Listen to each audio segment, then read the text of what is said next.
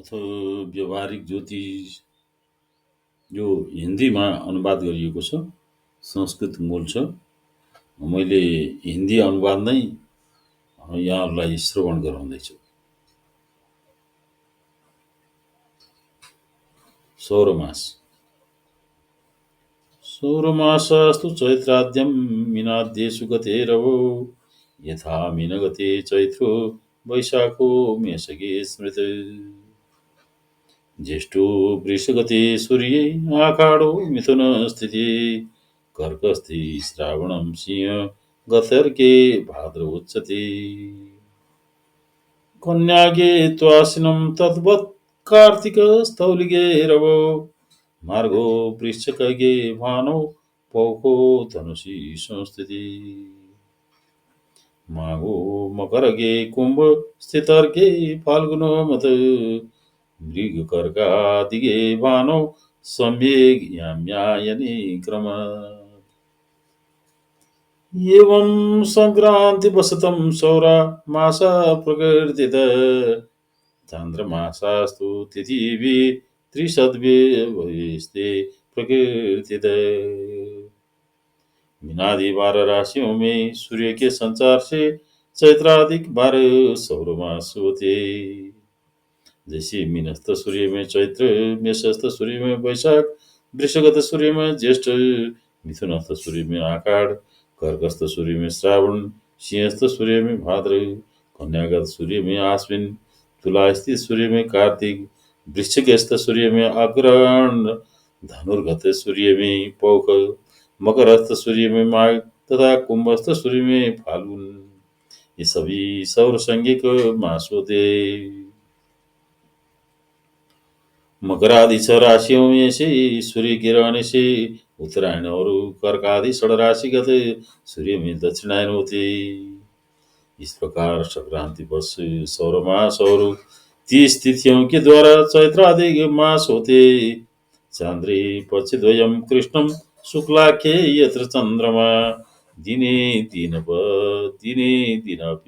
चिनुयात् वर्धते च क्रमेण वै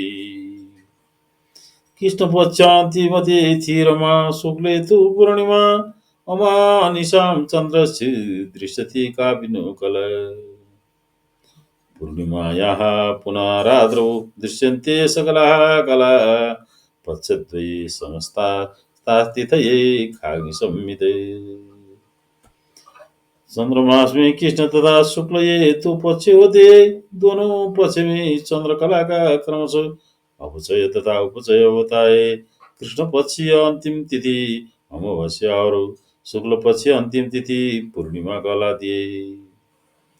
अमावस्या की रात में चंद्रकला का कोई भी अंश दृश्य नहीं होता है और पूर्णिमा की रात में संपूर्ण कलाओं से परिपूर्ण चंद्रमा दिख पड़ते।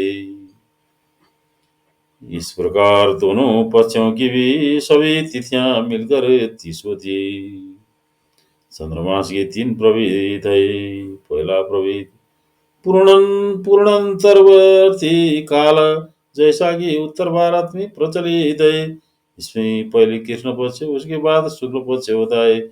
इसी बात को ध्यान में रखकर मैंने मूल पंक्ति में चांद्र पक्ष द्वय कृष्ण शुक्लाख्य यत्र चंद्रमा दिया है।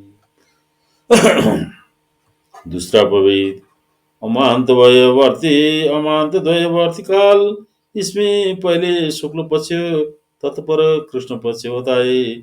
शिरोमणिकार भास्कराचार्य ने भी मधु सीतार्दे दिन मास वर्ष युगादि का नाम युगपदम प्रवृत्ति कहकर इस चंद्रमास का प्रतिपादन किया है।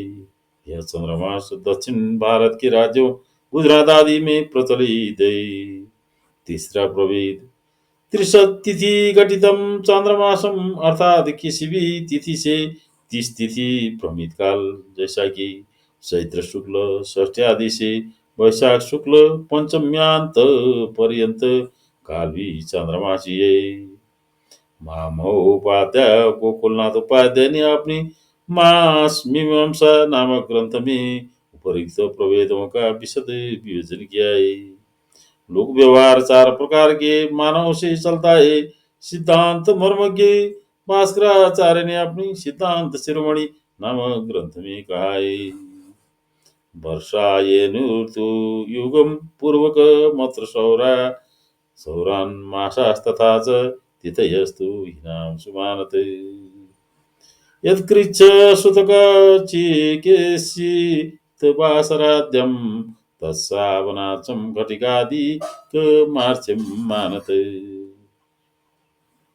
तात्पर्य है कि वर्ष अयन ऋतु तथा युगों का परिगणन सौर मास से, मास तथा तिथियों का चंद्रमास से, व्रत उपवास सूतक चिकित्सा आदि सावन मास से तथा घटी आदि नक्षत्र मान से समझना चाहिए।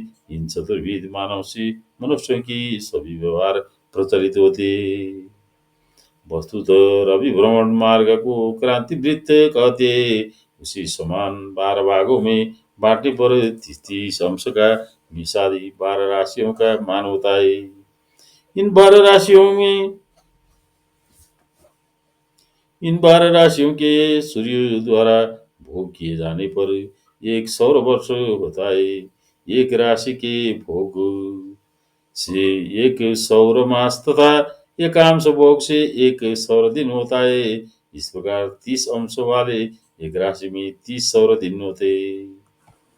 एक अमांत से दूसरे अमांत तक का समय पूर्णांत व द्वयवर्ती काल चंद्रमास कहलाता है। चंद्रमास में कृष्ण तथा शुक्ल दो पक्ष होते। 15-15 तिथि वाले दोनों पक्षों की तिथियां 30 होती है, अतः पूरे चंद्रमास में 30 तिथियां होती है। दर्श सूर्येन्दु संगम के अनुसार सूर्य चंद्रमा के संगम को दर्श अमावस्या कहते। चंद्रमा अधिक गतिशील है, अतः सूर्य चंद्रमा के संयोग रूप अमांत के बाद शुक्ल पक्ष का आरंभ होता है। आकाश में अपनी अपनी कक्ष में पूर्वाभिमुख चलने वाले सूर्य तथा चंद्रमा का अंतर जब 12 अंश होता, अर्थात सूर्य से चंद्रमा का जब 12 डिग्री 12 अंश आगे बढ़ जाते तो एक तिथियां प्रतिपादित प्रतिपदा 24 अंक आगे बढ़ जाने से द्वितीय तिथि एवं 180 अंश के अंतर होने पर, अर्थात सूर्य से 180 अंश चंद्रमा के आगे बढ़ जाने पर 15 तिथियां होती है। उसी 15वीं तिथि को पूर्णिमा कहते हैं। पूर्णिमा की रात में संपूर्ण चंद्र कला दिखाई देती है। अमांत में चंद्रमा बिल्कुल अदृश्य होता है। पूर्णिमा के बाद कृष्ण पक्ष का आरंभ होता है, उसमें भी 15 तिथियां होती है। इस तरह दोनों पक्षों की तिथियां मिलकर 30 हो जाती है। इसी चंद्रमास कहते हैं। एक सूर्योदय से दूसरे सूर्योदय तक का समय सावन दिन कहलाता है। 30 सावन दिनों का एक सावन मास होता है। नक्षत्र में अपनी गति नहीं है।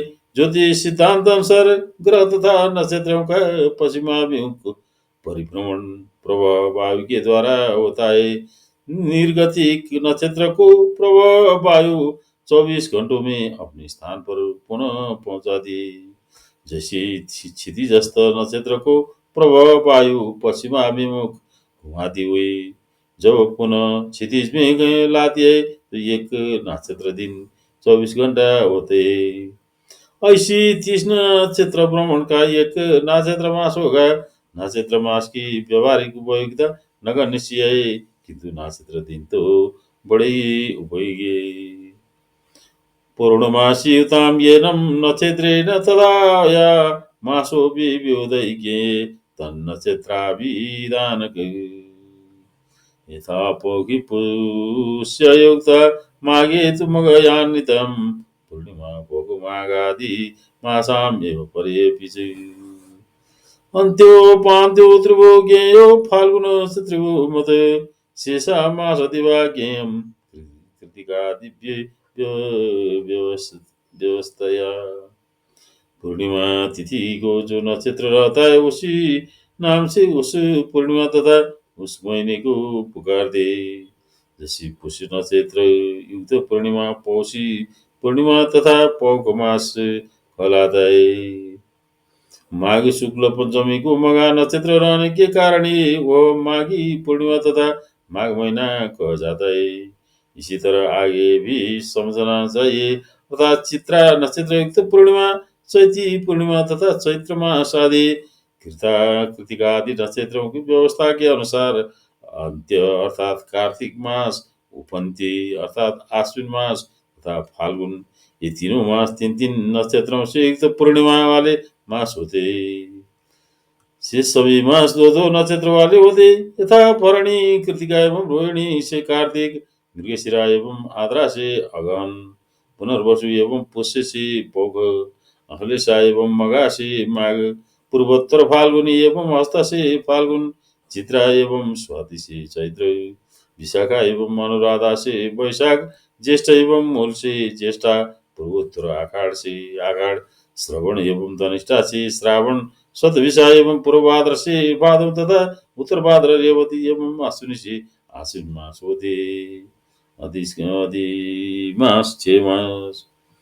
अधिमासार्थ संक्रांत्य विनो नामास उच्यते। दिसंक्रांत्यां युतो मासं स्याख्या कृतितो उदय।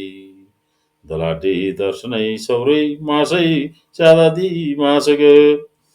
स्याख्यतस्तु कुवेदेन्दु वर्षैर्वा दिन्दिभूमितै। क्वचित् गोमितैश्चापि वर्षैक्यं विदाम्बरै। एतैः शुभकिले त्याज्यो क्वचिन्नैवाभिनन्दितो। संक्रांति विहीन मास अधिक मास और दो संक्रांति वाला मास 6 मास कहलाता है। अर्थात जिस चंद्रमास के भीतर संक्रांति का अभाव हो उसे अधिमास, तथा जिस चंद्रमास के भीतर दो संक्रांति हो उसे 6 मास कहते। अधिमास के बाद 32 सौर मास तथा 15 सौर दिनों के बाद ही दूसरा अधिमास पड़ता है। 6 मास बहुधा नहीं, प्रत्युत 12, 141 और 122 वर्षों के बाद ही होता है।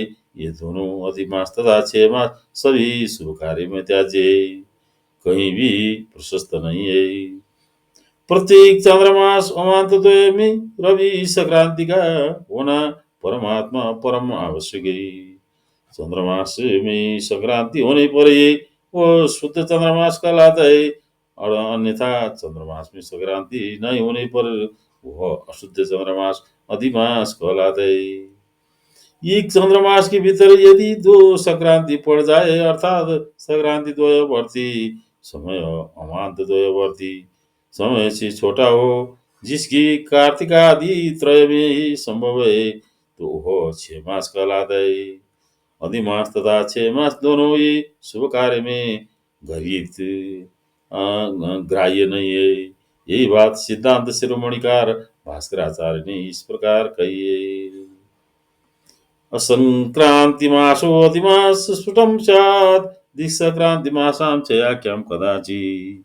चेयं कार्तिकादित्रयेन अन्यतं स्यातं चान्द्रो न सौरेण ऋतातु। चान्द्रभाप्ता सौरदर्शनै दलाढ्यै मासै भवि चंद्रमासो अधिमास। आदि अधिमास एवं 6 मास के संबंध में बहुत कुछ लिखा जा सकता है, किंतु यहाँ मूल पंक्ति की व्याख्या मात्र अपेक्षित समझकर अधिक विस्तृत वर्णन से विरत हो रहा हूँ। यसरी संक्षिप्तमा मैले ज्योतिषको व्यावहारिक पक्षलाई हिन्दी अनुवाद प्रस्तुत गरेको छु।